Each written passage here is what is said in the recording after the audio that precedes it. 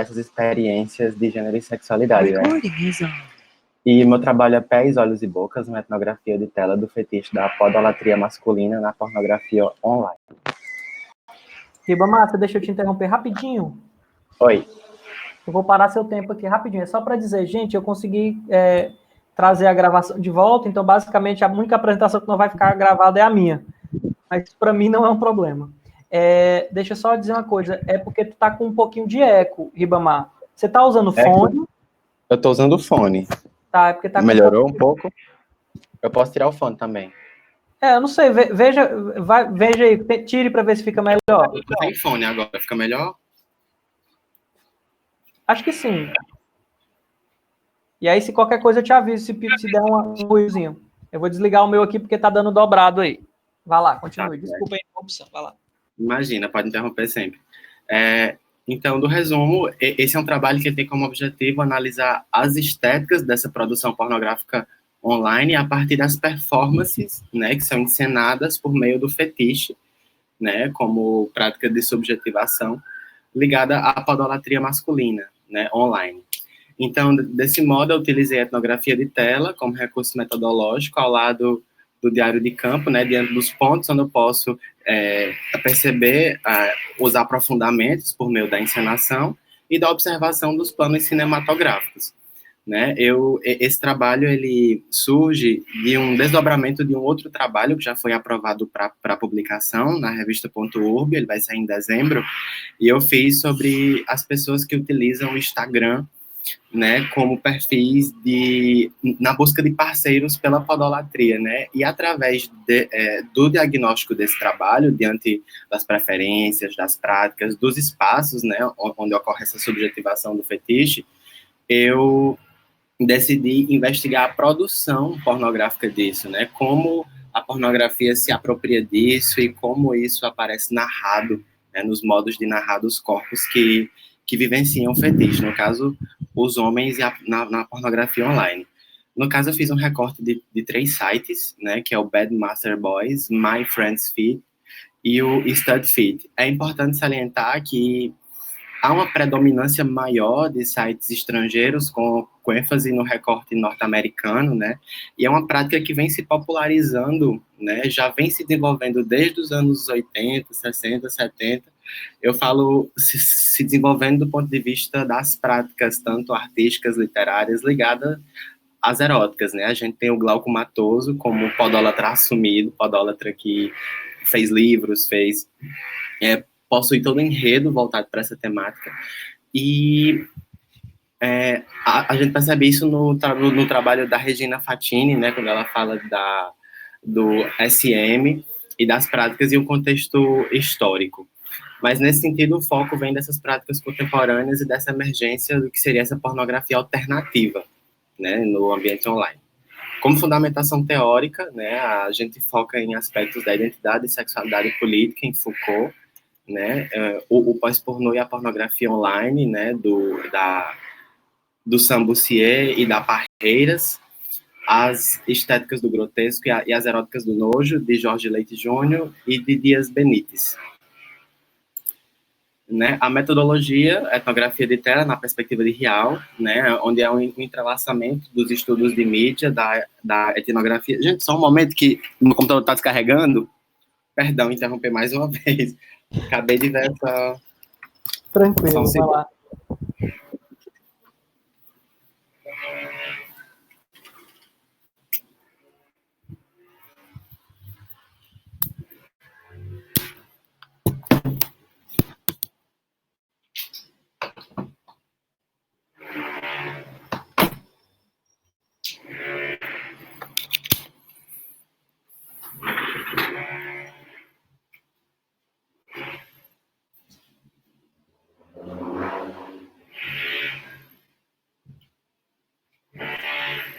Pronto, perdão, o contratempo. Essa metodologia, ela foca nos entrelaçamentos dos estudos da mídia e etnografia, né, numa perspectiva de explorar a visualidade por meio da observação sistemática, registro em caderno de campo e a escolha das cenas para aprofundamento. Né? Nessa perspectiva, o que baliza a nossa metodologia, né, o nosso recurso metodológico é a montagem, a iluminação, os planos, a trilha sonora, os movimentos dos personagens, as apresentações dos personagens e os modos de narrar. Então, não necessariamente nesse trabalho há a utilização de todos esses recursos e todas essas perspectivas para a gente trazer o esboço. Né? A gente utilizou eles como parâmetros possíveis de análise. Então, na análise, a gente percebe que tem um contexto, né? Que cada site, ele possui um endereçamento para quem procura esse tipo de fetiche virtualmente. No caso do My Friends Fit, ele procura narrar cenas mais do cotidiano, sem tanta proximidade com o sadomasoquismo, como é diferente de se perceber no Bad Masters Boys e no Stud Fit. Né? A gente percebe que cada site possui uma produção linear e que produz sentidos parecidos, né, para o endereçamento do público. Então, nesse sentido, a gente escolheu apenas um vídeo para cada plataforma, no sentido de não se tornar repetitivo, né, e focar na perspectiva da etnografia de tela, do aprofundamento dos pontos emergentes a partir de cada cena. Né, nos movimentos, é sempre movido a um pedido, a uma ordem, né, em que está sempre atravessada pelo viés de relaxamento, descanso e do gozo, né, e há um plano de baixo para cima, né, numa perspectiva de superioridade, né, numa perspectiva que Safadi falaria que era de colonizar o outro, né, nessa perspectiva do desejo. E é interessante que Foucault traz a noção de criatividade ligada a essas práticas de dessexualização do prazer, né. Ele traz que isso faz a gente encenar as eróticas do poder, né, que a gente percebe nos atravessamentos do sexo e da constituição das identidades ligada à pornografia e ao SM. Então, no cinematográfico, a gente percebe que nessa perspectiva pornográfica há os modos de desejar. Então, os vídeos são montados em uma perspectiva da servidão, né, em servir o outro por meio do desejo na medida em que eu sou saciado com isso. Então, na maioria das vezes, não há uma trilha sonora, porque busca simular o cotidiano, né, o que é o que Dias Benites fala sobre a constituição de uma hiperrealidade, né, de uma segunda realidade por meio do desejo. E os personagens são apresentados pela uma situação de cotidiano que esteja atrelada a uma ambiência homoerótica. Né? Não necessariamente são homens homossexuais, não necessariamente há uma afirmação, eu sou heterossexual, sou homossexual, mas a gente percebe que são homens que eles estão em uma ambiência homoerótica, onde aquilo proporciona a prática. Então, a gente percebe isso muito pelas falas, né? No trabalho anterior, que foi produzido com os homens que utilizam das redes sociais para essa busca de parceiros, a gente percebe que eles buscam reconstituir um pouco o que seria essa cotidianidade. Então, eles postam fotos de cenas que os pés remetam ao cotidiano, a uma atividade física, a um contexto onde as meias elas apareçam tecidas com sujeira, ou que simulem que tenham tido um percurso ali por trás do fetiche, porque nós podemos perceber que há uma busca por não fingir, né? É como se a simulação gerasse uma nova realidade, né? Não, ela recriasse um novo sentido a partir da imitação dessas práticas do cotidiano. Né? Então, a partir disso, a gente trabalha essa noção de performance da adoração.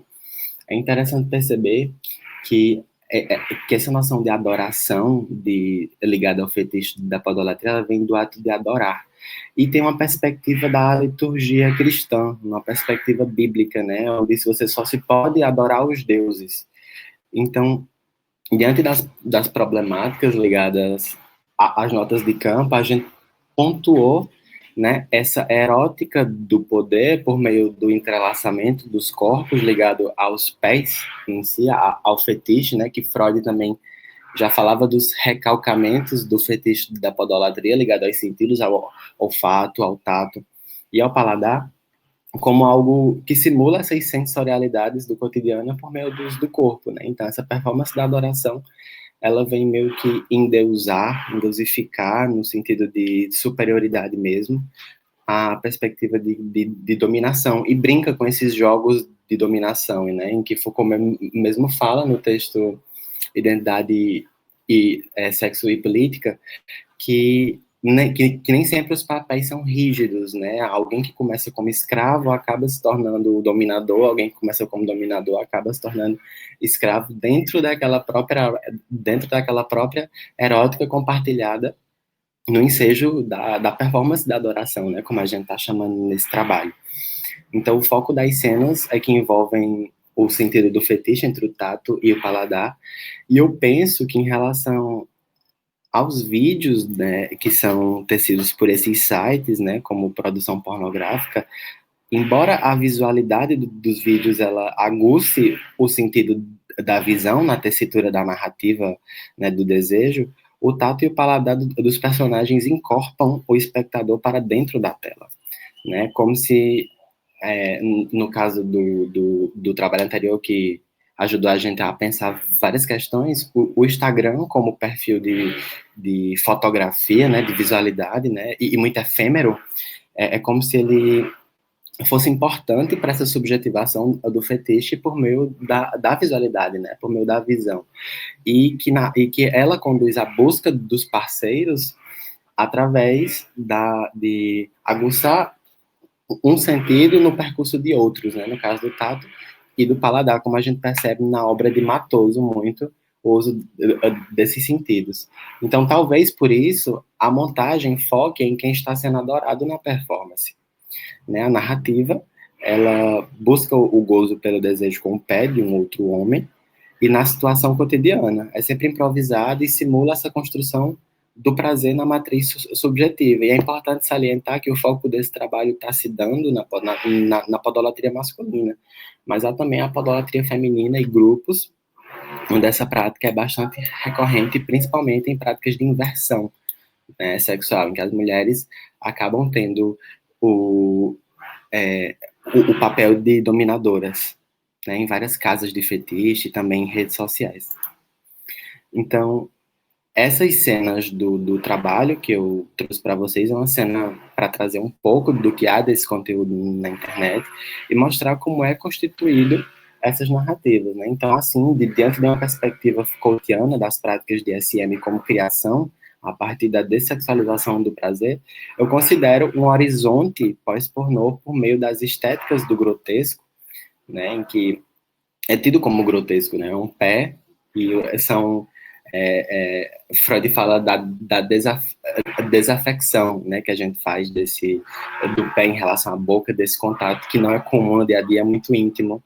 Então, eu considero um horizonte pós-pornô, por mais que eu não perceba essa produção como pós-pornográfica, porque a gente percebe que, por mais que ela encene uma erótica do poder e do prazer, a gente percebe que são homens que têm uma série de privilégios e que eles compartilham desse espaço homoerótico para viver uma visualidade a partir de estereótipos, né? E a gente percebe uma simulação de estereótipos ainda muito constitutiva de um modelo de homossexualidade ligada à normatividade e ligada também à heterossexualidade. E é importante a gente fazer Ribamar? que... Oi. Mil desculpas pela interrupção, Ribamar. É só para te avisar que você está entrando nos 3 minutos finais da sua fala, tá? Certo, aqui eu já estou terminando, já é o último slide. Vai lá, então. E no trabalho que eu fiz anteriormente, né, com os homens que vivem o fetiche na rede social, foi possível perceber uma grande parcela de homens heterossexuais, né, que vivem esse fetiche, homens casados, homens, enfim, que mantêm relações com mulheres e por isso eu considero um horizonte pós-pornô, né, que seria também ligado a uma prática contrasexual. Tem um horizonte contrasexual nessa produção, né, de reterritorialização do corpo por meio do prazer. Então, por meio dessas estéticas do grotesco e das eróticas do nojo, a gente procura perceber as lógicas do fetiche entre a dominação e a submissão, né, e principalmente nos homens, né, no ato de adorar o pé de outro homem.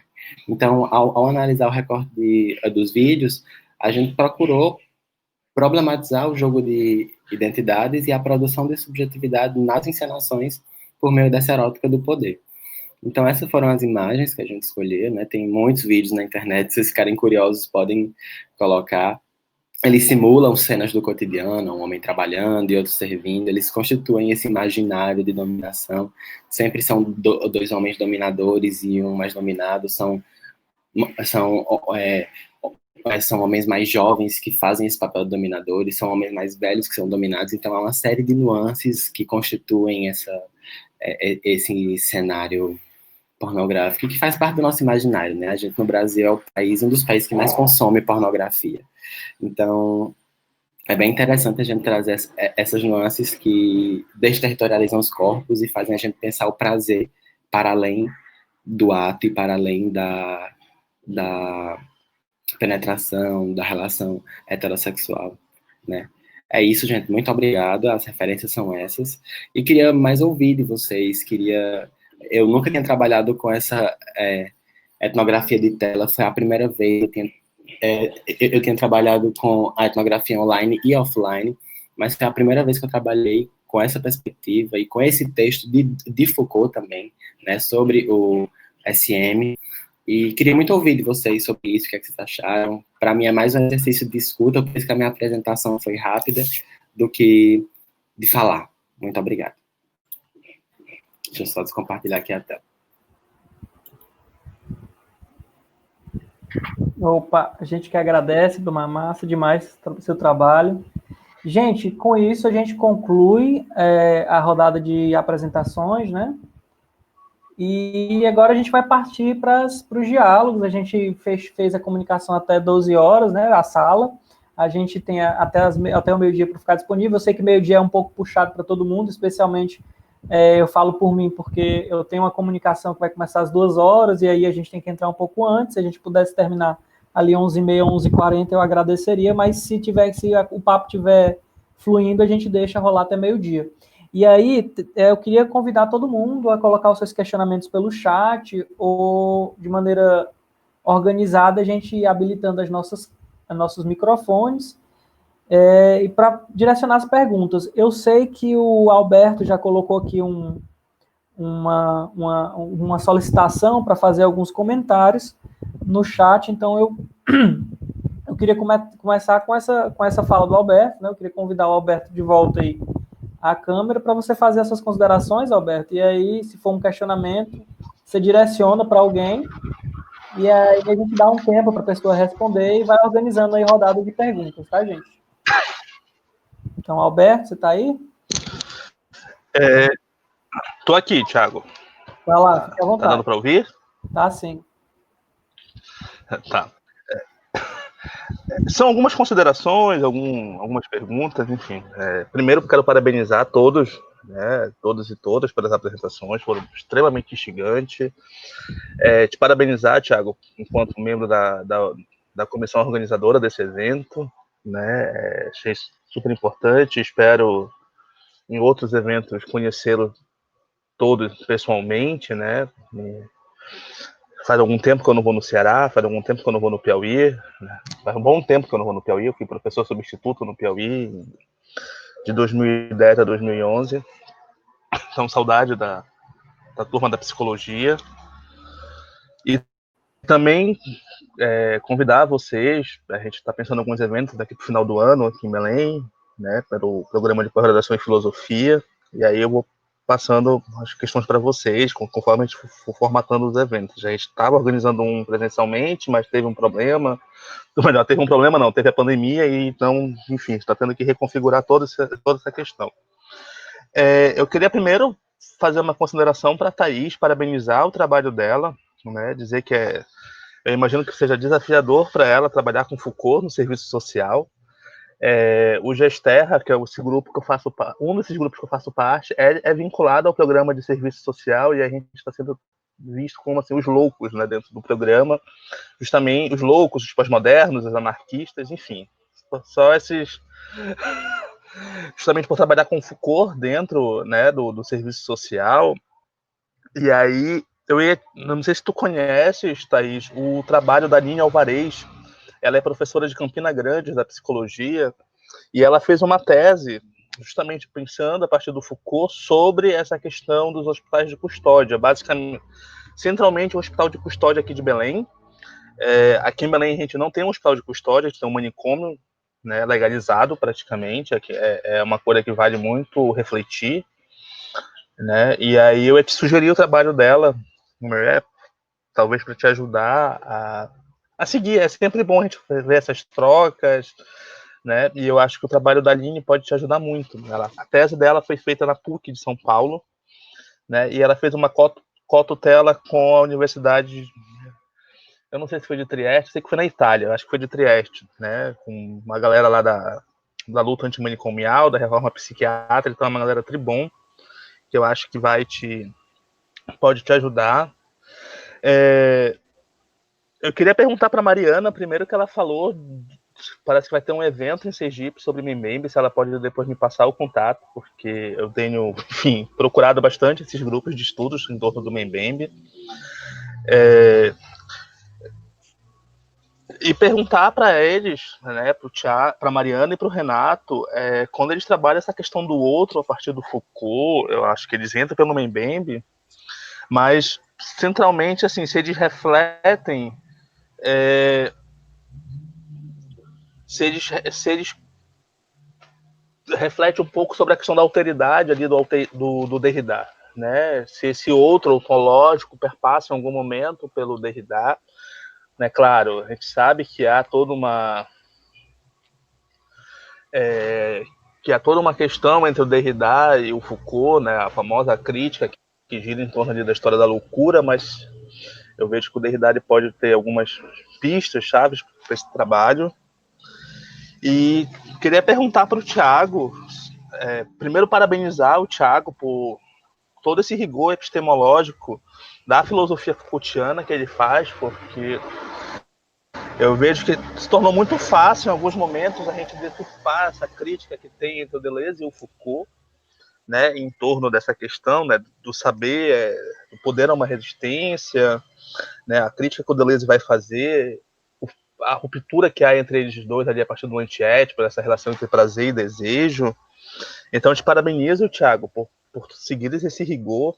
Isso é uma coisa que a gente bate muito assim nos grupos, enfim, eu com meu ex-orientador lá da UFRJ, né, da gente seguir o rigor, seguir as pistas, né, do autor.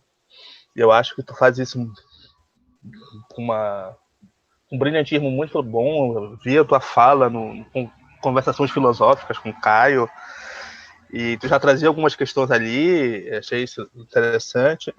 Mas eu queria só te fazer uma pergunta.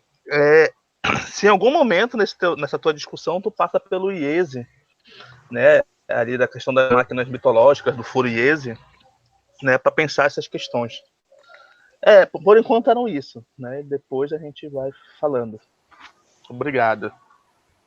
Valeu, Alberto, a gente agradece, né, você fez uma colocações interessantes, eu não sabia que você tinha sido professor no Piauí, ainda mais na psicologia, eu cursei psicologia na Estadual do Piauí em idos de 2008, cursei 2 anos e depois eu larguei o curso, então, talvez, não sei se foi nesse lá que você deu aula, mas de qualquer forma, chama depois a gente, entre em contato com a gente, peça no e-mail da Roberta, esse evento que você está planejando, porque a gente morre de vontade de conhecer Belém, nem que seja virtualmente, né? Então, avisa aí. Perfeito. Aviso sim. Queria agradecer a generosidade da tua fala e queria passar para as pessoas que você questionou na ordem que você questionou, né? A Thaís, que foi a primeira interpelada pela fala do Alberto, depois a Mariana e o Renato, e depois eu faço as minhas considerações sobre a pergunta que você colocou. Então, Thaís, você está aí? Sim. Pronto, Thaís. Então, vai lá, faça a sua resposta. Ó, são 12 para as 11, gente. A gente tem ainda bastante tempo. Eu ia pedir que a gente tentasse manter no objetivo. Eu sei que a vontade de dialogar é muita, mas, por enquanto, como a gente ainda tem um bom tempo, vou ser um pouco mais frouxo, mas, assim, vamos tentar só se manter um pouco mais objetivo, tá? Não tergiversar muito, porque o papo é bom, mas para a gente ter possibilidade de perguntas também e levar o papo ainda mais adiante. Então, Thaís, está contigo a fala, fica à vontade. Certo. Depois eu queria que você repetisse para mim a tese da Aline, que eu não consegui anotar completo, que eu quero anotar. E realmente, assim, né, falar de Foucault dentro do serviço social é um desafio. Felizmente, eu acho que assim, as pessoas não piram tanto em mim, porque, afinal de contas, a minha primeira formação aliás, a minha formação em si é na psicologia, tanto que eu pretendo, né, fazer o doutorado em psicologia, e estou aliada ao pessoal do pós-graduação em psicologia na UF, mas é sim um desafio, né? É aquela coisa de ser considerada Foucaultiana da turma, a gente tem aula de política social, e aí necessariamente as professoras usarem um texto que tem ali alguns conceitos de Foucault, e toda hora olhar para mim, tipo, é isso? E eu, sabe? É um desafio, mas eu acho que pelo fato de ter essa primeira formação e ser em psicologia, eu acho que dá uma certa amenizada, vamos dizer assim, né? Porque eu acho que é mais bem aceito, né? Pelo fato de eu ser psicóloga, mas não deixa de ser um desafio, né? Felizmente, a minha orientadora é uma pessoa que tem essa compreensão de que do lugar que eu estudo, necessariamente, eu vou falar de Foucault, eu vou falar muito de Foucault. A minha banca, né, eu estou para qualificar, inclusive agora, daqui a 2 semanas, comecinho de agosto, também tem uma boa noção, né, dessa temática e desse diálogo necessário.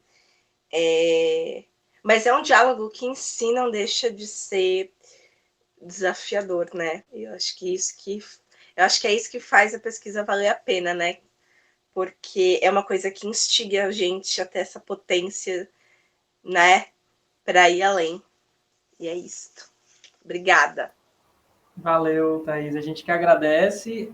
Mariana e Renata, eu vi que vocês já se posicionaram um pouco aqui no chat, mas aí fiquem à vontade para comentar agora no áudio, né? Essa questão que o Alberto colocou em relação a Foucault, Derrida, a partir da questão do outro, né? Fiquem à vontade. Alguém vai querer tomar a palavra? Você quer pegar? Eu pego aqui. Depois eu não estava de olho no chat, estava concentrando a atenção aqui na fala da colega. Então, queria dizer que, assim, apesar da distância, né, tem um ambiente de afeto, assim, né, eu tenho grandes amigas no curso de serviço social na Unifesp, a Francisca Pini, a Roberta Stangerlin, e essa proximidade aí. E durante muito tempo eu trabalhei com um quilombo em Itatiba, inclusive dei algumas formações no campus da Universidade de São Francisco lá. Então, muita sincronicidade aí da gente se encontrar agora. A Francisca é maravilhosa. Eu trabalhei 10 anos com a Fran no Instituto Paulo Freire, assim, uma super parceira. E aí, na verdade, queria colocar só uma pergunta para o pessoal de Itatiba, se vocês têm notícias sobre a inserção de alguns quilombolas nos cursos lá, né? Porque Itatiba tem um quilombo urbano. Teve uma época que a gente elaborou um livro, né? Organizou um livro juntos, que foi distribuído para as escolas do município de Itatiba, e aí estava se tentando uma parceria com a Universidade de São Francisco para a inserção desses quilombolas lá. Então, se vocês tiverem notícia, eu adoraria saber. Indo para a pergunta do Alberto, né, eu vi aqui que o Renato já antecipou, a gente não adentrou, né, na leitura que o Derrida faz sobre alteridade. Eu estou muito focada em Foucault, né? Por conta principalmente da leitura, né, e do aprofundamento da tese da Sueli Carneiro, onde ela constrói a ideia do não ser, né, a partir dessa ontologia quer dizer, a construção do ser, é meio confuso o nome, e a ontologia do não ser na construção do ser. Então, eu me aproximei muito dessa possibilidade, né, de diálogo com Foucault a partir da Carneiro. E na minha tese, que está super no início, acabei de adentrar no doutorado, né, agora, há 2 semanas, praticamente,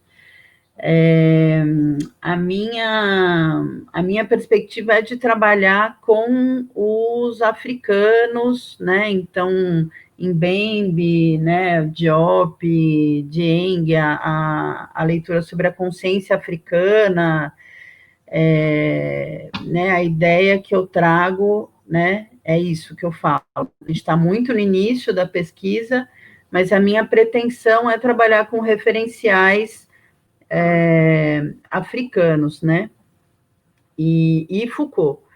Então, claro que os desdobramentos, né, a partir da leitura de Foucault, eu vou chegar muito provavelmente em Deleuze, enfim, e Derrida, talvez, mas não é uma opção prévia, assim, vou adentrar esse campo do debate sobre alteridade a partir não. E aí já quero ficar em contato com várias pessoas aqui, né? O Alberto, na fala dele, trouxe vários aspectos aí que acho que as nossas pesquisas dialogam. E é isso. E eu coloquei uma pergunta no chat, direcionada para o Tiago, por conta de uma fala dele já no final do segundo dia do minicurso sobre Foucault e o neoliberalismo, já estava todo mundo, né, para lá de Marrakech, assim, mas um debate muito intenso, muito profícuo, já era mais de 10 e tanto da noite, e ele lançou uma leitura, né, sobre Mbembe, aí eu queria que ele voltasse nisso. E é isso. Espero ter respondido. Valeu, Mariana. Então, gente, seguindo a ordem, o Alberto tinha me colocado a questão sobre o IES, né, sobre o FUIES, e aí eu vou aproveitar e responder rapidinho, já vou emendar nessa sua pergunta, tá, Mariana? Que eu lembro que eu vi aqui direitinho, e aí eu vou ver se eu contextualizo, eu lembro mais ou menos do contexto do debate. Então, primeiramente, Alberto, eu ainda estou me iniciando nas leituras do Furiese, né? Eu tenho uma limitação muito grave, como eu comentei lá no minicurso, eu estou adentrando numa série de autores italianos e não leio em italiano. Então, eu estou lendo as traduções que a gente tem do Brasil, eu também, minha formação foi em letras em inglês, então eu consigo ler em inglês e leio em francês também. Mas, infelizmente, o Ies é um autor que tem um déficit muito grande de tradução. Eu estou incrivelmente interessado pela pesquisa que ele faz, inclusive essa questão da máquina mitológica, eu utilizei essa discussão que ele apresenta para questionar a mesa de ontem, né, quando a professora Camila falou um pouco sobre Blanchot, a figura do profeta em Blanchot, eu achei que ia percebido um pouco do IES, mas é um conceito que eu não tenho ainda muita segurança para usar nas minhas análises. Apesar de já ler há mais tempo o Agamben, né, e o Agamben faz um uso muito interessante desse conceito de máquina mitológica para desenvolver o conceito de máquina antropológica, né, que está ali naquela conferência dele da impossibilidade de se dizer eu, no Potência do Pensamento, né, saiu pela Autêntica, e também é um conceito fundamental para a discussão que ele faz no O Aberto, né, que saiu pela Civilização Brasileira, se não estiver enganado. Então, assim, o Ies é um autor que está no radar, até porque, como eu falei, a minha leitura hoje em dia sobre ontologia política, ela perpassa muito a influência de autores que dialogam com Foucault, Deleuze, Guattari na Itália, principalmente os operaístas e pós-operaístas como Negri e Lazzarato, mas também eu estou cada vez mais me voltando para autores que são uma espécie de corrente da filosofia italiana, que é essa corrente mais representada por uma leitura do Benjamin, né, que é o próprio Fourier, eu acho que seria a figura inaugural dessa tradição, mas também está ali no próprio George Agamben, no Roberto Espósito. Tem uma autora que eu peguei, eu já vinha há um bom tempo com vontade de ler ela, e aí eu peguei com o professor Davi Pessoa a referência dela, que é a Donatella Cesari, que é uma autora que meio que consegue transitar entre essas duas tradições, uma tradição mais agambeniana e uma tradição mais negriana, e estou nesse campo aí. Então, assim, o IES está no meu radar, mas no momento eu não tenho tentado elaborar nada a partir dele, porque eu não me sinto muito seguro, teoricamente. E a pergunta da Mariana foi exatamente por que que na minha fala eu teria associado a necropolítica do Mbembe mais a questão de uma política das armas, né? Enquanto que no Brasil a gente tem percebido um uso muito mais amplo desse conceito, né? Porque é o seguinte, eu me interessei muito quando os textos do Mbembe começaram a chegar, inclusive eu conheci o Mbembe antes das traduções pela M-1, porque, como eu falei, minha formação inicial foi na literatura, e na literatura o Mbembe já é discutido há mais tempo que na filosofia, né? Nos estudos literários, principalmente pela questão da corrente dos estudos pós-coloniais. E aí eu entrei em contato com a crítica da razão negra, mas depois que a M-1 traduziu os dois textos lá dele, né, o ensaio da necropolítica e o crítica da razão negra para o Brasil, eu fui ler o texto e assim, na verdade eu associo isso porque o próprio Mbembe, naquele contexto, naquele texto, ele faz essa associação. Né? A necropolítica é um conceito que tem cativado muito a vários pesquisadores, e tem muita gente, como eu coloquei na minha fala, né? Por exemplo, o Vladimir Safatli, que é um autor que eu tenho profundo respeito e rigor, assim, eu conheci o Vladimir, e é um cara que eu acho ele um pesquisador muito sério, né? Ele usa esse conceito numa acepção mais ampla. Só que agora ele está largando um pouco de mão para trabalhar mais a ideia de Estado suicidário, né?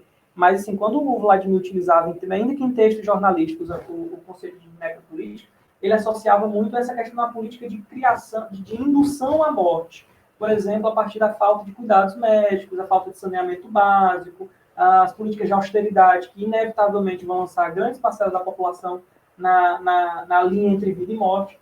Mas é porque o próprio Mbembe, no finalzinho, lá no finalzinho, na conclusão, que eu acho que é um parágrafo, né? Depois de fazer várias análises sobre essa questão da morte, o lugar da morte na política, e depois o lugar da morte na política contemporânea, né? E aí ele, no finalzinho ele coloca: tentei chamar de necropolítica uma política das armas. Então me parece que o próprio Mbembe, ele tem uma concepção muito restrita do que seja a necropolítica. E às vezes eu acho que esse caráter restrito dos conceitos, eles são o que os conceitos trazem de prenhes de usos no campo da análise. Porque às vezes a gente estende tanto um conceito que ele explica tudo e não explica nada mais. Eu acho que isso aconteceu um pouco por volta de 2015, 2016, com o próprio conceito de biopolítica. A biopolítica passou a ser qualquer coisa. E se ela passa a ser qualquer coisa, ela é um lugar comum. Ela não oferece nenhuma singularidade analítica. Ela só a política genética é biopolítica, a política de genocídio é biopolítica, o neoliberalismo é biopolítica. Então, assim, tá aí. E o que singulariza, então, uma análise ao se colocar em termos biopolíticos, né? E por isso que, quando eu falo de biopolítica, eu vou falar isso mais tarde na minha fala, eu vou deixar muito claro que a minha perspectiva, ela parte do conceito, do uso que o Antônio Negri faz dele, porque eu acho mais interessante, o mais prende singularidade analítica. Então, é por isso que eu defini necropolítica. Assim, eu prefiro seguir um Mbembe nesse sentido, porque eu acredito que enlarguecer demais o conceito vai nos fazer perder a singularidade do conceito e a sua potência analítica. Por isso que eu falei, para falar dessas políticas bolsonaristas de deixar o povo morrer, eu prefiro a discussão que faz a Judith Butler e a Wendy Brown sobre a ideia de vulnerabilidade. Né? Imagino, espero ter respondido a sua pergunta, Mariana. Vamos ver aqui que já tem mais 5 mensagens no chat. O Alberto pediu para você, Mariana, retomar a história do colóquio sobre o Mbembe. A Martina pediu para fazer um comentário agora, e é isso. Então, vamos para... Mariana, você quer falar pelo microfone? Você responde pelo chat, essa questão do colóquio? Então, vocês estão me ouvindo? Estão te ouvindo. Aí depois eu passo a palavra para a Martina. Eu falei do colóquio, exatamente. Eu falei no fim da minha fala que a minha pesquisa, né, eu pretendo chegar no Mbembe, né? Na minha fala não foquei, né, na questão de Foucault e o outro, nessa perspectiva como ele aparece na obra Os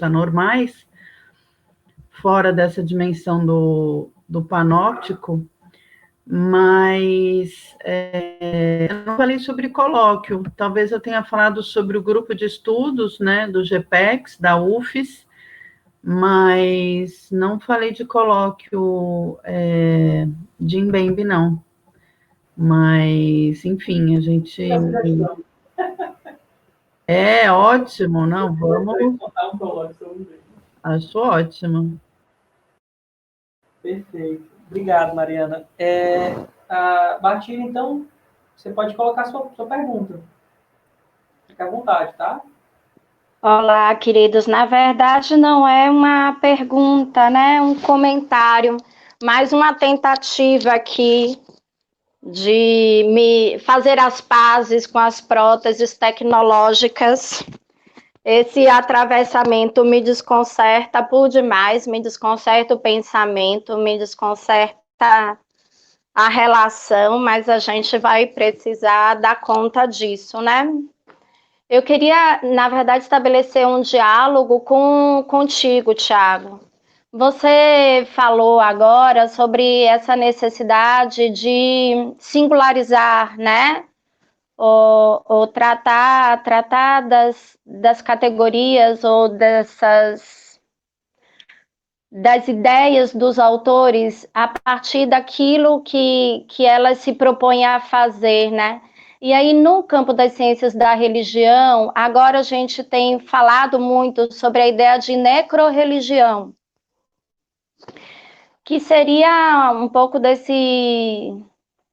traduzido nesse fenômeno de aproximação dos carismáticos católicos, né, com os evangélicos pentecostais, na ideia de um ecumenismo patriarcal, sacrificial, né, com o poder, né, na sua forma desse poder fascista, né, ou carregando ideias fascistas, né, dirigido exatamente para esses sujeitos que são os sujeitos inviáveis, né? Esses corpos descartáveis que já vivem às margens do Estado de Direito, né? Que já vivem o cotidiano desse não lugar. E aí alguns autores têm pensado nesse fenômeno da necropolítica na perspectiva exatamente do que você havia comentado, do dobrar a força, como um modo de resistência também, né? Partindo de campos semânticos do cristianismo bíblico, né? De povo escolhido, de nação santa, de exército de Deus, então, pelas margens, buscar uma forma de se inserir, de negociar com o poder, a partir daquelas noções mesmo que o Mbembe chama a atenção, né, que seriam estratégias da necropolítica, né, que vai da ideia de sujeito escolhido, como a noção, né, correlata e tentando estabelecer uma aproximação, né, uma afinidade eletiva com os campos semânticos desses movimentos, né, cristãos, então com a ideia de povo escolhido, a ideia inclusive de sacrifício, né, e muito se fala sobre a ideia de Cordeiro de Deus, do sangue derramado, né, como o sangue derramado nas favelas, como exemplo de um sacrifício pelo bem comum, né, com o sangue derramado do inimigo, né, muito usado, muito repetido, muito instrumentalizado pela música gospel, né? Eu queria ouvir um pouco de você sobre isso. É um extrapolar da noção, ou essas aproximações procedem, né, entre necropolítica e a necrorreligião? Existe uma necrorreligião nesses termos? Tá, estão me ouvindo? Vocês estão me ouvindo, gente? Dá um oi aí. Sim. Pronto. Então, Bastilho, obrigado pela pergunta, né? A questão que eu vejo assim, eu não acho que compete a mim, por exemplo, falar, questionar, né, a legitimidade, sim, tanto teórica quanto prática, né, de outros pesquisadores. A questão que eu falei, realmente, quando a partir da pergunta da Mariana, é que realmente eu não faço esses usos. Mas eu consigo entender, sim, e inclusive vejo uma grande pertinência nesse conceito que se apresentou, né, de necrorreligião, uma religião muito pautada por uma espécie de imaginário da morte, imaginário sacrificial, e, ao mesmo tempo, uma religião que tem como faz todas essas movimentações de uma forma para justificar uma movimentação de uma política de morte, né? Não é só, a gente sabe que se a gente pegar o caso desses movimentos da hegemonia que esse tipo de experiência do cristianismo tem se constituído no Brasil, ele tem tido efeitos que não são meramente do ponto de vista imaginário, né? Não é a questão do fundamentalismo neopentecostal, mesmo da renovação carismática católica, ele não tem produzido apenas uma radicalização discursiva, uma radicalização imaginária. Isso tem criado grupo de extermínio mesmo, grupo de extermínio que vai lá em terreiro, bota o povo para correr, destrói imagem, inclusive muitas vezes matam pessoas, né? Então, assim, eu consigo entender, acho perfeitamente válida essa discussão sobre uma necro-religião, tanto nos dois sentidos que eu acredito que você colocou, de uma religião que manipula as imagens da morte e do sacrifício para se constituir como um processo de subjetivação mais sólido, substancial, quanto numa religião que manipula essas imagens precisamente para produzir necropolíticas no sentido mais estrito, no sentido mais mbembiano mesmo.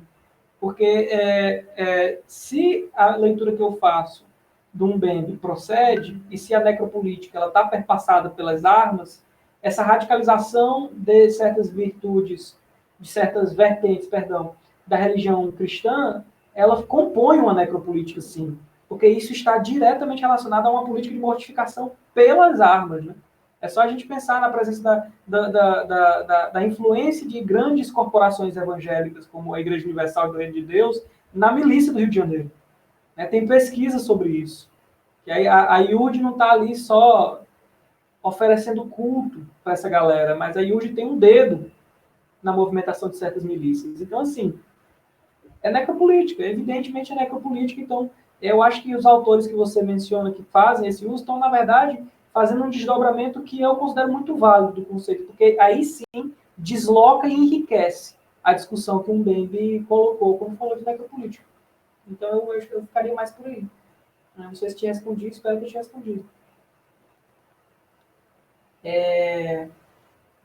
O Renato colocou aqui uma referência, disse que vai passar para a gente uma referência da Ruth Nescô, direcionando, e a Solange, que era uma moça que estava ouvindo, né, a sala, ela pediu desculpas por ter que sair. Né? A gente agradece a presença da Solange. Alguma outra pergunta, gente? Alguém quer colocar alguma outra questão para algum outro membro da mesa?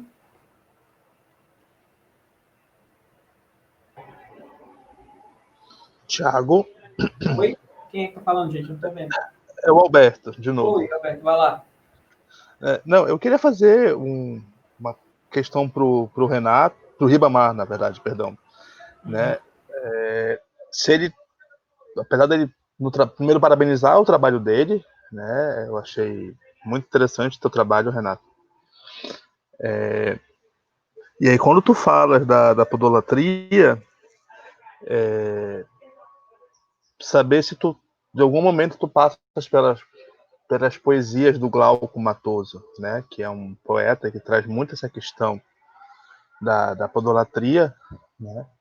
E te parabenizar. Eu acho que é um tema muito instigante, né?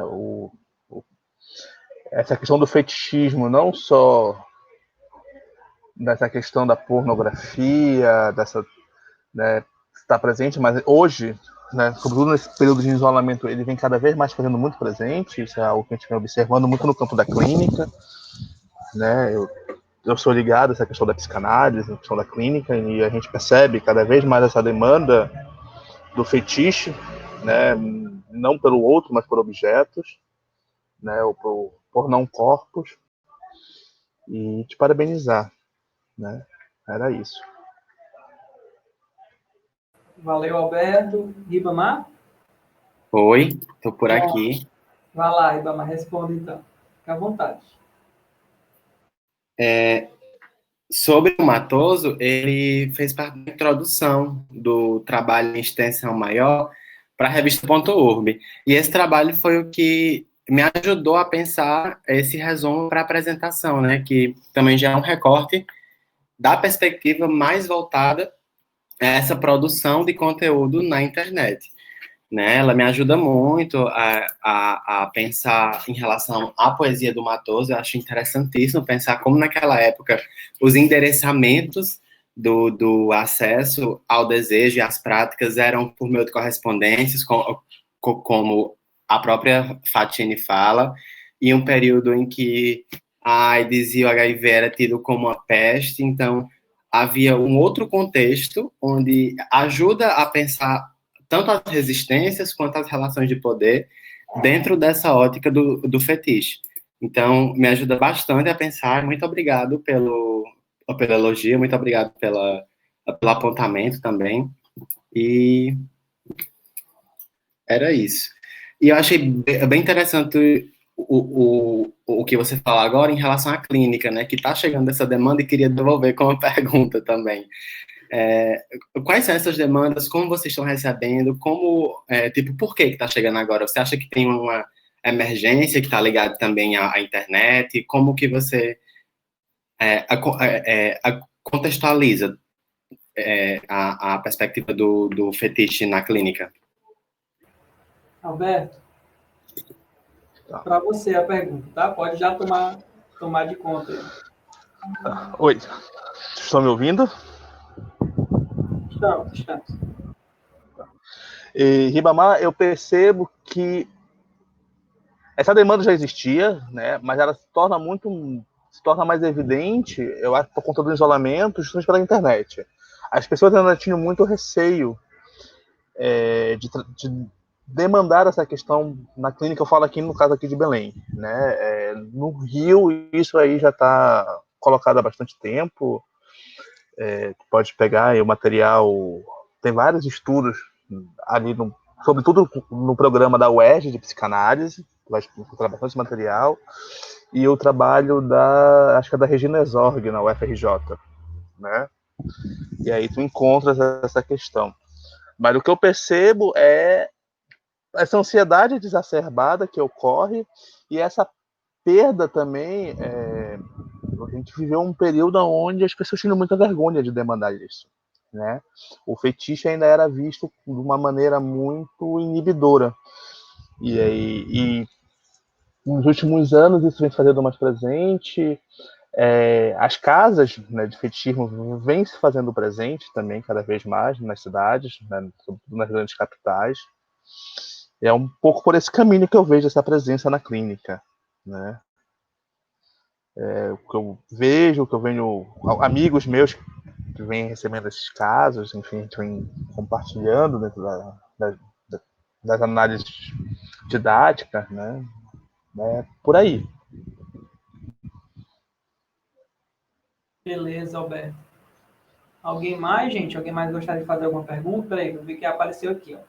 A Mariana está colocando uma pergunta para o Cleiton, né? Bom dia. A tua compreensão sobre a... Peraí, Mariana, você quer colocar a pergunta para ele diretamente? Que eu estava lendo aqui, é porque eu estou pensando na outra plataforma. Tá.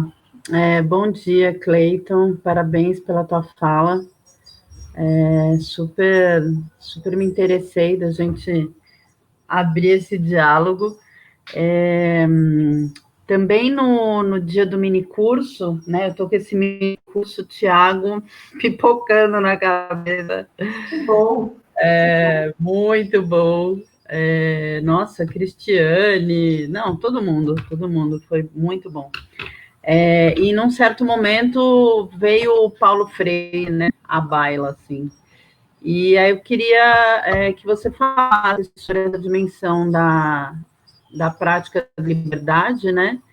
E se você tem alguma articulação com Paulo Freire, na medida em que Freire entende esse espaço, né, da educação como um espaço de construção, né, dessas liberdades, dessas perspectivas de autonomia, né, dos sujeitos. Tá aí, parabéns pela tua apresentação, pela sua pesquisa. Obrigado pelo tempo, Tiago, colegas, está sendo um tempo enriquecedor, né, para a gente. O evento como um todo, em especial as mesas, porque daí a gente consegue conversar um pouco, né, com vocês. Gostei muito da sua fala durante a semana, Tiago, numa das noites. Para mim foi esclarecedor, assim, esclarecedor os caminhos que você trouxe para a gente a respeito de Foucault e as referências, ficou muito claro, me ajudou muito. Mariana, assim, a minha linha de pesquisa é sobre a filosofia latino-americana, sobretudo, né? Mas não dá para falar sobre uma única filosofia, né? Mas são filosofias outras, olhares outros. E no meu trabalho de mestrado, na minha dissertação, eu fiz uma aproximação de Foucault com Henrique Dussel, né? Inclusive, acabou virando livro depois, né? Um diálogo entre Foucault e Dussel, né? Numa base da educação e a decolonialidade do saber, né? Na época eu estava pesquisando essa questão da colonialidade do saber, do poder do ser, o grupo modernidade e colonialidade, enfim, as raízes que a gente tem hoje para falar um pouco mais sobre a decolonialidade. Mas, respondendo especificamente a sua pergunta, eu continuo agora com essa linha no doutorado, tá? Só que eu estou indo para campo agora que eu vou visualizar um coletivo de hip hop que tem aqui na cidade, e eles trabalham, eles têm um trabalho socioeducativo, né, com o grafite, né, que compõe o coletivo. Eles têm um trabalho muito forte de grafite. Eu estou no município de Jundiaí, e eles são de um bairro de periferia de Jundiaí chamado São Camilo, né? E então eles têm um trabalho muito forte com isso. Então eu quero enxergar as possibilidades das práticas decoloniais no dia a dia, numa educação não formal, e fazer continuar tentando nessa luta que a gente tem aí de aproximar a academia nas ruas e vamos dizer assim, levar as ruas para a academia, né? Isso é uma filosofia da vida concreta, do dia a dia, né? E na minha escrita, não tem como não falar sobre Paulo Freire, né? Não tem como falar sobre Paulo Freire, e nem como, não um termo, assim, da decolonialidade, mas o Paulo Freire como sendo um camarada decolonial, não tem como. O trabalho todo de Paulo Freire, na minha concepção, e não num olhar das pesquisas freirianas, ou Foucaultianas, ou istas, né, que a gente coloca, que a gente determina, que a gente demarca, né, e a gente acaba fechando ao invés de abrir, né, como para um giro decolonial, vamos dizer assim. Mas Freire, a vida dele foi uma vida decolonial, né? A vida dele, e quem foi atravessado por ele continua sendo atravessado, as pessoas que conviveram com ele, na minha concepção, nas leituras poucas que eu tenho de Paulo Freire, Paulo Freire foi um camarada decolonial, né? Então, hoje a gente pode considerar dessa forma no meu olhar. Então, Henrique Dussel fala sobre ele, e eu acredito assim, Tiago, pessoal, e eu acredito mesmo que se Foucault ainda estivesse vivo, Foucault ia estar conversando com a gente sobre essas questões, tanto da necropolítica, como das questões decoloniais. Então ele deixou para a gente, aí, mesmo sem sem ter essa pretensão, isso na minha concepção, ele deixou para a gente essa missão de dar continuidade no estudo. Então, nós estamos num outro tempo agora, visualizando Foucault. Foucault deixou esse legado para a gente, e eu tomo muito cuidado para não tentar trazer o Foucault do século XX para o século XXI, né? Mas trazer as ideias de Foucault para me ajudar a entender o século XXI, né? Que é onde eu estou. É o meu espaço de fala, é o meu espaço de olhar. Eu parto daqui, eu parto da América Latina. Eu não sou europeu, eu sou atravessado por questões eurocêntricas, eu sou constituído por isso, e essa consciência está vindo para mim cada vez mais, o quanto eu fui aprisionado epistemologicamente, e a ideia é essa mesmo, a questão do epistemicídio, ela rola nesse sentido. Mas percebendo isso, já é um primeiro passo aí, acho que para as práticas de liberdade, para as práticas decoloniais. E Freire ajuda bastante a gente nisso, né?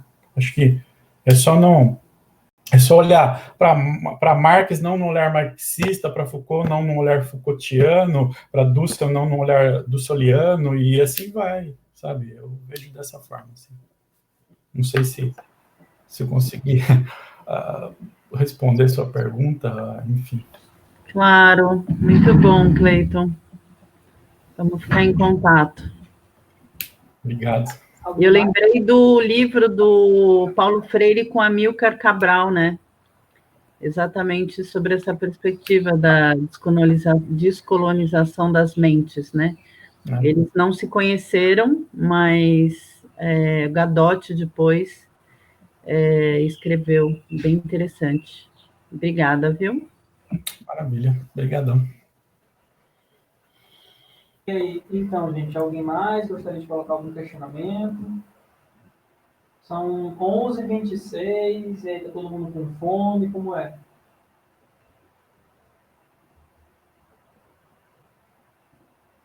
Gente, já me abandonaram, deixaram sozinho na sala. Tamo aí.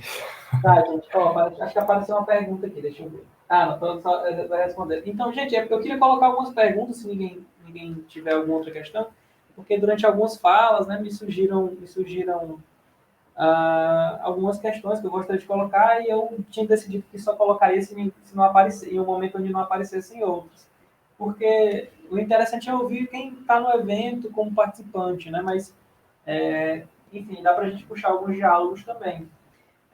Então, eu queria começar colocando uma pergunta que aí pode ser respondida tanto pelo Cleiton e pela Elaine, quanto pela Mariana e pelo Renato, ou pelo Alberto, que tem muito a ver com essa questão dessa presença que a gente vê hoje, muito mais substancial, por exemplo, na Universidade Brasileira, e não só, né, no Centro de Produção do Pensamento do Brasil, no Brasil, né, não do Brasil, mas no Brasil, que é a presença de um pensamento para além do europeu, né, um pensamento que principalmente tem se materializado no próprio, em pesquisas que ficaram visibilizadas no Brasil, e pesquisas produzidas por grandes intelectuais africanos, né? E a gente tem a figura do Mbembe, que acho que é emblemática, mas que tem trazido toda uma discussão, uma espécie de panteão de intelectuais de volta não, mas tem trazido para o Brasil pela primeira vez, intelectuais, mesmo intelectuais consagrados como o próprio Fanon, que foi citado, né, que é um cara que foi discutido pouco no Brasil, especialmente ele ficou muito restrito, né, ao movimento negro unificado, e depois a galera começou a trazer uma discussão, mas fez uma discussão muito mais pautada pelas abordagens dos estudos culturais, ele a partir do Peles, eu sempre erro o nome desse livro, Peles Brancas e Peles Negras e Máscaras Brancas, exatamente.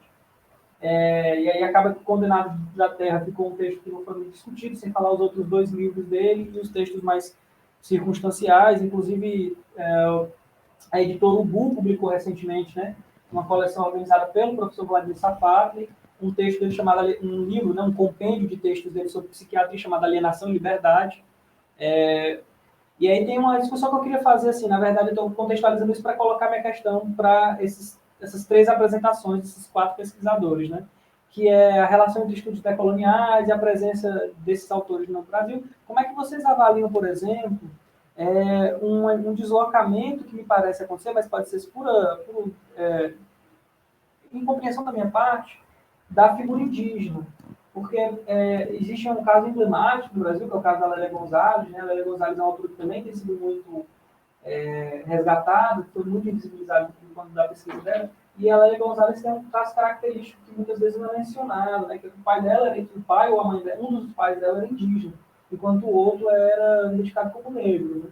E a Lélia faz todo um trabalho de discussão sobre a figura do negro na sociedade brasileira, né? Ela tem eu conheço muito pouco de Lélia Gonzalez, mas assisti uma aula belíssima da professora Juliana, acho que é Juliana de Moraes, lá da UFRJ, onde ela mostrava muito essa análise da Lélia Gonzalez da figura do negro, da neurose do negro que o Brasil teria constituído, né, a partir do aporte psicanalítico. E é interessante que parece que não há essa discussão sobre a questão dos povos originários da América, dos povos indígenas. E aí eu fico pensando como é que vocês avaliam isso, porque claro que o Brasil é um grande país negro, né?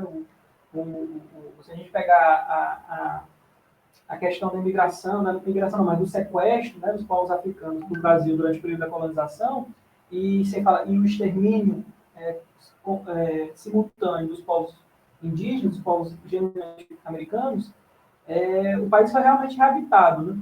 Então, o Brasil se construiu num grande país negro, como o próprio Caribe, né? O Caribe é muito isso, tanto é que tem um outro autor martinicano, que eu me esqueci o nome agora, é o Edouard Glissant, né? O conterrâneo do Fanon, conterrâneo e contemporâneo do Fernando Fanon, né? Um pouco mais jovem, eu acho só. O Edouard Glissant fala muito isso, porque o Caribe é como se o traço indígena, o traço caribenho, propriamente caribenho do Caribe, teria sido dissolvido pelo próprio extermínio dos povos que ele habitava, e o Caribe virou uma grande África fora da África, porque foi populado basicamente pelos negros escravizados e seus descendentes, né, com uma minoria de uma aristocracia governante branca, que foi como foi pontuado em uma das falas aqui também. Então, eu queria ver como é que vocês avaliavam isso. Se não seria interessante a gente pensar também a problematização desses autores, que esses autores fazem do papel do negro na Europa, mas pensar também o papel dos povos indígenas, se vocês conseguem fazer essa passagem, se vocês acham que são, de fato, problemas distintos. Eu queria ouvir vocês aí, que tem para os três. Pode ser na ordem de apresentação, então pode começar com o Cleiton e com a Elaine, depois pode ser o Renato e a Mariana, e por fim o Alberto, se vocês puderem, gente. E aí eu ia pedir, eu sei que foi uma pergunta meio, pode dar muito pano para a manga, mas eu pedi só para a gente começar a ser um pouco mais objetivo, que já são 11h30, e como eu avisei mais cedo, eu tenho que estar 1h30 na outra sala para preparar direitinho. E se vocês pudessem me dar essa colherzinha de chá, eu agradeço. Olha, a gente tem alguns pensadores, né, pensadoras contemporâneas, uma delas é a Catherine Walsh, que ela traz muito forte essa questão da interculturalidade, a interculturalidade crítica, né, nesse sentido. E eu entendo, Tiago, que são questões locais, cada uma delas, né? Então, a partir de onde está sendo visto, né? Então, qual é o olhar? Então, a gente tem a questão dos ameríndios, né? Os índios da América Latina, e toda a questão histórica em relação a eles. Os negros no Brasil, na América do Norte, vindos da África, ou na própria África, que já estavam sendo escravizados antes de virem para cá, eles já estavam escravizados lá, nós estávamos, né? Então eu vejo como uma questão muito local, né? Onde a gente tem algumas falas como o Ailton Krenak, que é um dos índios nossos aqui, um dos pensadores, um dos filósofos indígenas, né, que ele fala assim, que ele teve uma fala num evento que eu participei, acho que para pensar, né, nessas questões indígenas, né, então não dá para a gente navegar em tudo isso, né, é muita coisa para a gente navegar, né? Mas o Ailton Krenak, ele fala assim, bom, eu sou da academia, mas eu não tenho uma formação acadêmica, né? Ele é reconhecido academicamente, né? E na atualidade aqui da pandemia, ele entende assim, eu não sou latino-americano, eu não sou francês, eu não sou brasileiro, eu sou o Ailton Krenak, enquanto sujeito, enquanto ser humano, e com essas questões da pandemia que está acontecendo na atualidade, o que nós estamos fazendo na nossa tribo? O que nós sempre fizemos em momentos anteriores à pandemia. A pandemia é mais um evento histórico. A gente está cuidando da gente e cuidando dos nossos. Então, se a gente for pegar em Foucault, cuidar de si, cuidar do outro, a gente consegue aproximações em relação a uma vida numa tribo indígena, e a gente traz um pensamento de Foucault para essa realidade. Então, e essa ideia dos estudos decoloniais é uma ideia que ela não é contra as outras ideias, é uma ideia de sugerir ou reforçar a importância que a gente tem de ter olhares outros. Caterine Walsh fala isso. Então, por que a gente precisa olhar somente para a filosofia ocidental? Ou oriental, ou somente latino-americana, e às vezes nem latino-americana, porque a filosofia latino-americana não é reconhecida como filosofia, segundo Dussel, ela é reconhecida como uma anedota. Então, uma vida indígena é conhecida como folclore. Os deuses gregos são o que constituem a humanidade universalmente, e não sei se é exatamente isso. A proposta dos estudos decoloniais não é desconstruir nada disso, a gente é constituído por isso. É permitir, ou a gente se permitir, a esses olhares outros, a esse giro decolonial. Então, isso no trabalho que foi focado em Foucault hoje, né, no nosso texto, para mim fica muito claro que as práticas de liberdade, elas se dão dessa forma. A gente cuida da gente, a gente cuida do outro, e a gente se permite outros olhares. A gente tem práticas de liberdade, a gente tem práticas decoloniais, então eu vou por essa linha.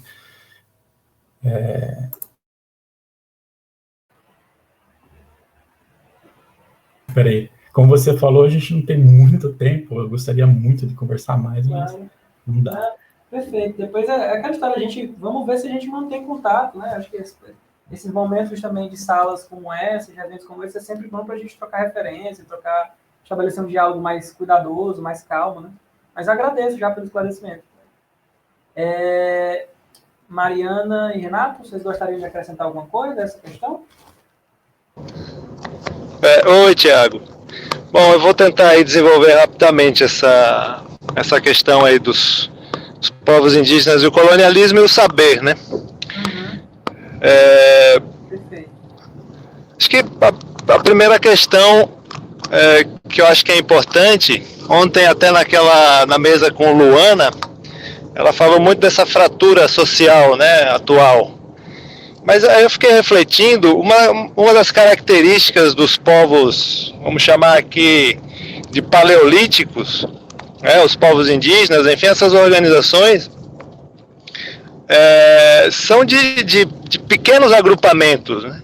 Na medida em que esses agrupamentos eles aumentam, eles vão se tornando realmente problemáticos. Então, o Eduardo Viveira de Castro, ele fala da Pan-Amazônia. Então, é interessante pensar essa unidade de conflitos.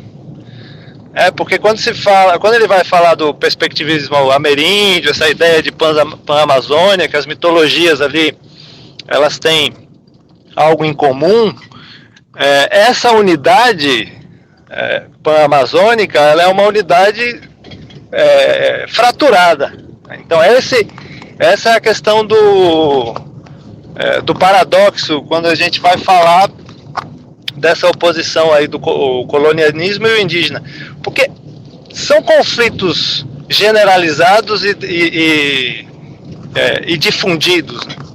Eu tive a oportunidade de trabalhar com o Sateré Maué no Baixo Amazonas, e foi durante uns 4 anos, mais ou menos, e o que se caracteriza é isso, né? As diferenças intraétnicas, elas são muito fortes, e essas diferenças, elas se articulam com poderes que não são indígenas, né?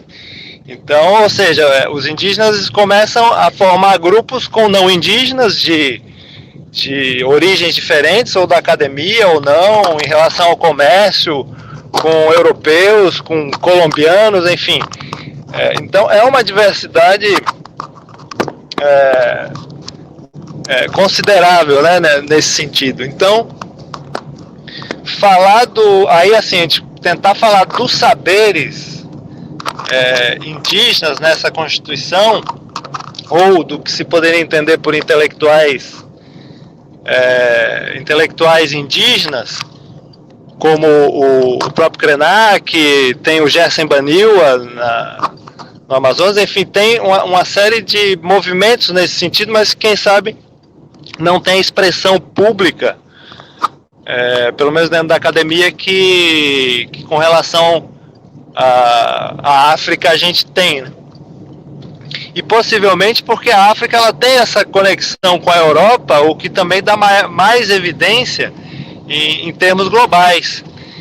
Enquanto que a conexão da América Latina ela fica ainda muito restrita, então, quer ou não, o intelectual africano, por esse embate mais direto com o europeu, ele tende as suas obras, suas reflexões, a servirem para outros contextos, ou seja, eles tendem a uma universalização e menos a um regionalismo, enquanto que a reflexão indígena ela acaba sendo colocada como um regionalismo, inclusive nas artes, enfim, né, essa ideia do universal e do regional, né? Só para eu finalizar, agora acho que é importante pontuar que o próprio Lévi-Strauss ele declara a dívida que ele tem em relação aos povos indígenas, porque o estruturalismo dele foi construído a partir dessa observação. Se foi uma indução ou se foi uma dedução, há essa polêmica. Mas o próprio Eduardo Viveiro de Castro tem um texto falando dessa dívida straussiana dos povos indígenas. O próprio Deleuze vai retomar algumas questões dos povos indígenas para elaborar as suas teorias. Mas é isso, eu fico por aqui. Valeu, Renato, obrigado. Eu te perguntei aí no chat, Renato, depois se você puder responder, qual é esse texto do Viveiro de Castro que você falou agora sobre essa relação entre Lévi-Strauss e os povos indígenas, né? Porque eu sei que o Viveiro de Castro retoma isso como uma tese central do Metafísicas Canibais, mas eu fiquei interessado nesse texto específico. Mariana, você quer acrescentar alguma coisa? E aí a gente passa para o Alberto. Passo a bola para o Alberto. Tá certo, Belinda. Então, Alberto, você quer falar alguma coisa sobre esse questionamento que eu coloquei? Sim. Obrigado, Thiago. Eu acho importante esse debate.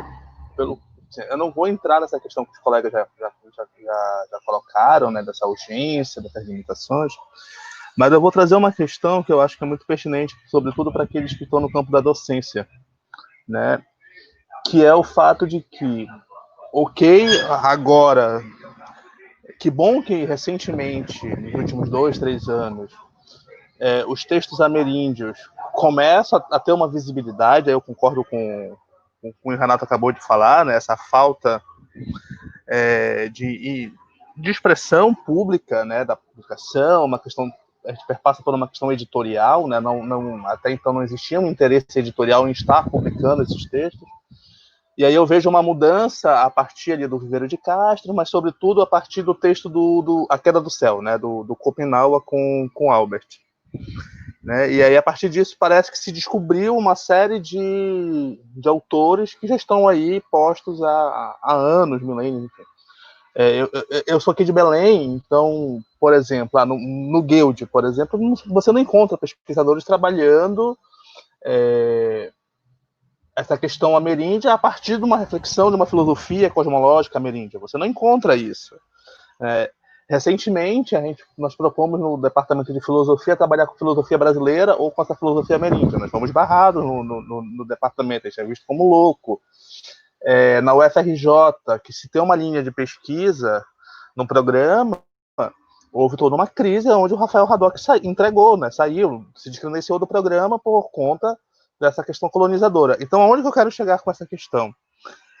Eu acho que o primeiro passo já foi dado, de que é da academia aceitar que existe um pensamento ameríndio, né, do mesmo modo que houve toda uma resistência para entender o pensamento, para aceitar o pensamento africano dentro da universidade. Eu me lembro que quando eu fiz a minha primeira monografia, lá, enfim, em 99, que eu fui falar dos Condenados da Terra, o meu orientador falou, esquece porque o Fanon não é um pensador.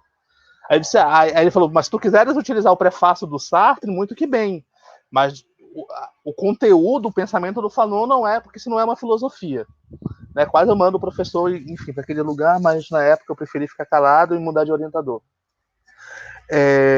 Mas eu acho que cabe agora como quebrar essas barreiras dos currículos, né? E inserir esse pensamento, inserir essa discussão para dentro da academia, porque também eu vejo que não cabe nós, enfim, mestrandos, doutorandos, mestres e doutores, trazer isso, mas a gente não repassar isso lá na ponta, lá na graduação, ou até mesmo na educação básica, né?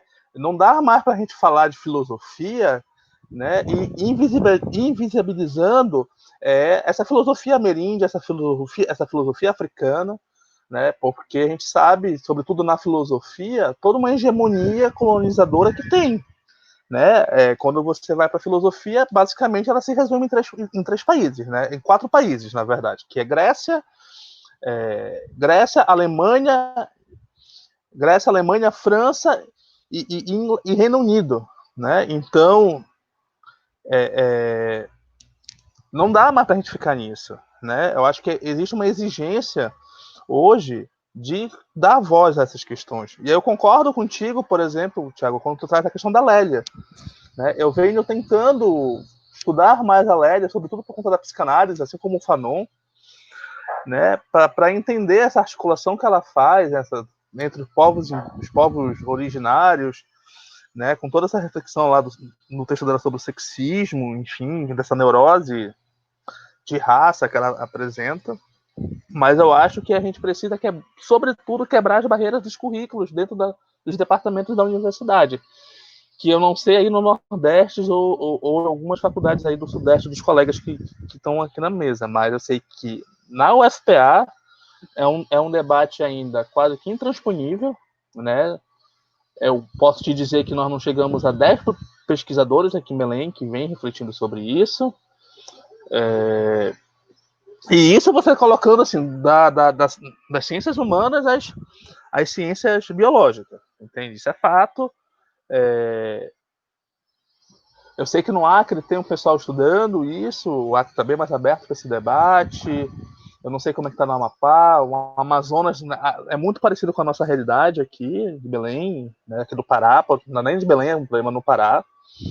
Mas é uma questão, entende? É uma questão que eu acho que dá muito pano na manga, senão tu não vai almoçar, Thiago, para a tua fala de mais tarde. Mas a gente pode ir trocando essas questões. Eu acho que dá para criar uma rede de troca, de contato, de compartilhamento, né?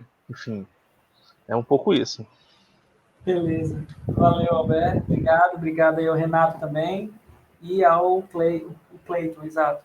Gente, alguém tem mais alguma questão? Porque já são mais ou menos quase 10 para as 12. Se vocês me permitirem, eu gostaria de encerrar a mesa, né? Mas se vocês tiverem algum questionamento a colocar, a gente segue aí. Alguém gostaria de colocar algum questionamento? Finalize aí. Hoje estamos... Só uma... O Thiago, não é um questionamento, só uma curiosidade.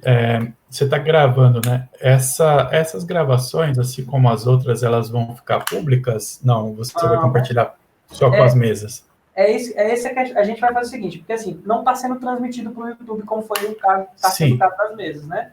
Até porque as comunicações é realmente uma coisa mais privada.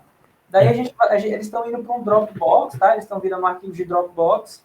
E aí o nosso interesse inicial seria, de fato, compartilhar no canal. Só que, obviamente, por isso, até por questões de direito de imagem, a gente vai ter que entrar em contato com todos vocês. E aí, dependendo, porque assim, no caso dessa sala, se todos concordarem, a gente disponibiliza. Não seria nem tanto uma questão de deixar pública, se vai ser disponibilizado para a gente que está nas mesas. Não, acredito que para vocês não tem nenhum problema jurídico, não. Então a gente pode encaminhar assim, de boa. Tudo bem. A gente pode encaminhar o arquivo. Aí, dependendo do acordo de todos vocês, a gente também deixa público. Senão, fica só com o pessoal da mesa mesmo. Ok. Certo? Tá bom. Algum outro pensamento, gente? Na área, que é isso? E Thiago? Oi, pode falar, Alberto. Só não é uma orientação, é só compartilhar uma ideia. Eu acho que nos próximos eventos que vocês organizaram desse modo online, recentemente eu participei de 2 eventos da Ampof, que foram transmitidos pelo YouTube. E qual foi a solução que nós tivemos para essa questão dos direitos autorais, direitos de uso da imagem? Na inscrição de cada um, a gente já pedia para cada comunicador entregar uma declaração de cessão dos direitos. Perfeito. Para que aí você sane esse problema. A gente pensou nisso, antes do evento começar, a gente falou sobre isso, só que a gente já tinha disponibilizado a inscrição, então a gente se ligou desse problema, mas não se ligou cedo o suficiente. Mas nos próximos eventos a gente vai fazer isso, sim. Porque aí já fica condicionado, porque não que a gente queira forçar vocês a se exporem, mas porque é interessante que outras pessoas que infelizmente não puderam participar do evento possam usufruir dessas discussões tão bacanas, né, em outro contexto, né? A gente teve e-mails de mães, por exemplo, questionando o evento por conta disso, que a rotina da maternidade dificultava acompanhar o evento. E a gente falou exatamente isso. Não, é por isso que o evento vai ficar disponível no YouTube e ele vai ser público. Então, na verdade, a questão da inscrição foi só para a gente ajudar a meninada lá da UESP, que está numa situação muito complicada, e para justificar a certificação. Porque, na verdade, se não fosse essa questão da UESP, a gente nem tinha feito inscrição, tinha feito divulgação do evento, todo mundo assistia, ninguém recebia certificado, porque não teria como controlar, mas a gente continuaria podendo expor as conversas, né? Mas aí, como a gente pensou, não, vamos seguindo a sugestão da professora Rita Machado, lá do Rio Grande do Sul, e da professora Carla, aliás, ela é do Rio Grande do Sul, mas ela é professora do Amazonas, e a professora Carla Rodrigues, da UFRJ, a gente pensou também em fazer um evento científico solidário, né? Então, por isso ficou essa questão da inscrição, da taxa. Mas nos próximos eventos a gente vai colocar o formulário de partida já também para desburocratizar as coisas. Então, gente, eu queria pegar aqui rapidinho fiquei aqui matutando sobre essa última pergunta sua, Thiago. Oi, pode falar. Eu peguei até os contatos aqui que estavam circulando no chat, por conta, sei lá, da gente, de repente, pensar juntos, né, nessa perspectiva dessas filosofias outras, né, a gente está falando tanto dos outros, então, mas também dessas outras filosofias, na perspectiva em que, na educação escolar quilombola, se olha muito para o processo para os avanços mesmo conquistados no universo da educação escolar indígena, né? E aí eu fico pensando o quanto o desafio da produção, né, dessas outras filosofias na academia, o quanto isso reflete, por exemplo, nos saberes que podem vir a ser conteúdos curriculares, né? E aí a gente tem uma situação, porque na medida em que, né, a gente identifica essa situação, né, na questão dos povos indígenas brasileiros, né, dessas produções, da dificuldade dessas produções, em contrapartida a gente tem o avanço nos currículos das escolas indígenas, né? E aí eu fico pensando da situação desse currículo africano e afro-brasileiro, né, na perspectiva cultural e histórica, no sentido dessa produção de conhecimento, né, sobre a África e as questões afro-brasileiras, no sentido da construção de um currículo mesmo, né, das escolas quilombolas, no momento em que você tem, né, da educação, né, então a importância mesmo de se pensar essas questões, e não só ficar no campo do pensamento, mas agir junto, né? Proporcionar esses diálogos do que está acontecendo aqui, do que está acontecendo no norte, enfim. Me veio isso aqui até como proposta. Perfeito, Mariana, muito boa. Acho que a gente não poderia encerrar essa mesa com uma sugestão melhor, né? Acho que essa que é a questão realmente. Como eu falei, eu me situo muito como dentro do campo de pesquisa da filosofia, então eu reconheço esse meu pendor à abstração. Mas é interessante, inclusive, perceber que tinham pessoas de outros campos aqui, né? O campo da educação, o campo da historiografia, o campo da psicologia, porque às vezes muitas vezes o pessoal tem uma compreensão entre esse diálogo que seria um diálogo quase que unilateral, né, de que as ciências humanas produzem uma discussão sobre os conceitos da filosofia e uma aplicação, mas tal como esse exemplo que o Alberto citou, aliás, perdão, que o Renato citou, sobre a importância dos próprios povos indígenas para a construção do saber antropológico, uma coisa que o Viveiros coloca muito, a filosofia se alimenta muito de discussões que acontecem em outros lugares também para repensar a própria filosofia. Então, eu acho que assim, uma perspectiva marxista, que também me é cara, eu fico pensando exatamente naquilo que o Antônio Labriola falou, e se popularizou na ideia do Gramsci, né? Da filosofia da praxis mesmo. Acho que isso que você propôs agora no final é dar a toda nossa discussão um potencial de praxis, um potencial de pensamento que modifica a sociedade. Um pensamento que não se dá só no nível do pensamento da representação, mas um pensamento dessa multidão que vai pensando enquanto vai fazendo, né? Então, foi lindo isso aí que você falou. Acho que a gente deveria, sim, criar aproveitar. Eu tenho o e-mail de todos vocês, tá? Quem não tem, é importante vocês pegarem, que está sendo colocado aqui no chat. Mas eu tenho o e-mail de todo mundo. Desculpa te cortar, Tiago, nós temos os e-mails do pessoal das mesas. É verdade. Das apresentações. Está todo mundo copiado com o nome da apresentação e os e-mails. Então, a gente está em conexão já. Beleza. Então, assim, vamos aproveitar para, assim que tiver, assim, passar o evento, passar esse mundo de coisas para se fazer, a gente entra em contato para tentar estabelecer os pontos de continuidade, né, dessa mesa. E lembrando que os textos, as comunicações de vocês, a gente tinha colocado, vão ser, assim, a gente vai fazer uma chamada para publicação dessas comunicações. Então, o que vocês estiverem desenvolvendo dessas falas, materializem num artigo que a gente tem uma revista de um colega, um parceiro nosso aí também, que se dispôs a publicar. Então, esse diálogo vai continuar por aí também. Tá certo? Gente, mais, eu gostaria imensamente de agradecer pela mesa. Eu acho que foi não só os trabalhos foram interessantes, mas a conduta de vocês, enquanto comunicadores, deixou a mesa, o trabalho, os resumos ainda mais interessantes.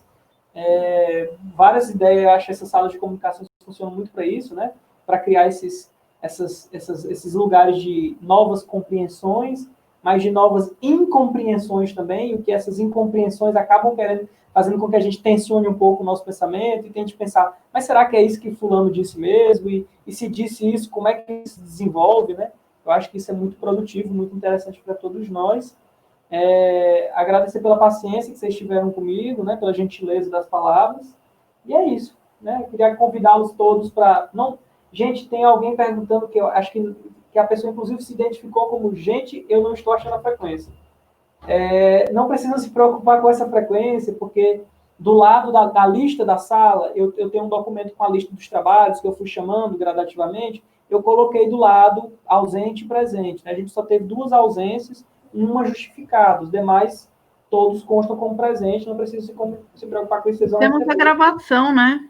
O maior exemplo da nossa presença. A prova, né? A prova material e imaterial da presença de todos. Então, queria sugerir que todos abrissem a câmera para a gente fazer uma foto, né? Se a gente tivesse em tempos presenciais, a gente iria almoçar junto, tomar uma cerveja. Exato, perfeito. Pode ser, porque eu acho interessantíssima Fica o afeto digital, né? Eu só não sei tirar o print, né? Vocês vão ter que tirar e mandar para mim, porque eu não sei tirar o print aqui não, gente.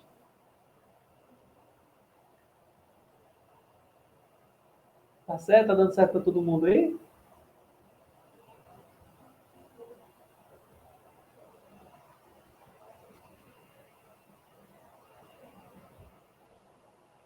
Deu certo, gente? E conseguiram tirar o print? Massa, eu tirei com o celular mesmo, ficou cheio de luminosidade, mas, enfim, depois de dar um tratamento na foto e tudo certo. Tá certo, gente. Pois é isso. Agradeço demais a todos mais uma vez e acho que a gente pode ficar por aqui, né? Vou almoçar rapidinho ali, 2 horas eu tenho que estar de volta e queria convidar todo mundo para aparecer lá e colocar os questionamentos que vocês quiserem, né? Arrocha lá o questionamento, que vai ser uma mesa mais dedicada à política mesmo, né? Política a partir do Foucault, a gente vai ter perspectivas diferenciadas ali.